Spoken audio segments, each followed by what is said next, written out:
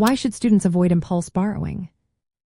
Imagine being excited about a new gadget or a night out, and then thinking, I can just borrow money to cover it.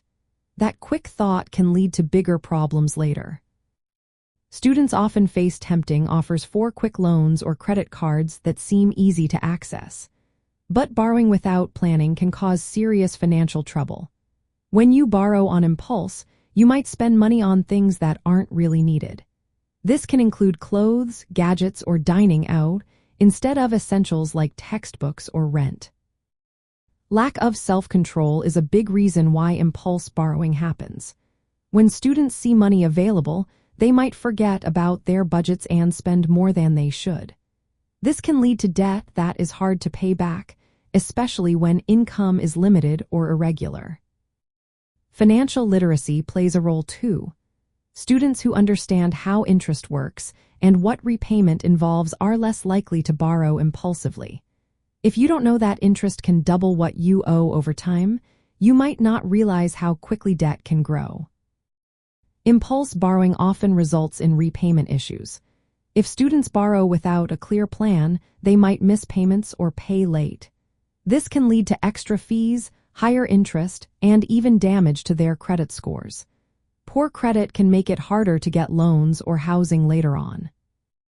Easy access to cash or credit makes it tempting to overspend. When students get loan money in cash, it's easier to spend it on non-educational things. This can drain funds meant for tuition, books, or rent, forcing students to borrow more or cut back on essentials. Good budgeting means planning ahead and knowing what expenses are necessary. Borrowing impulsively disrupts this process. It can lead to unplanned debt, making it tough to cover monthly bills or save for emergencies.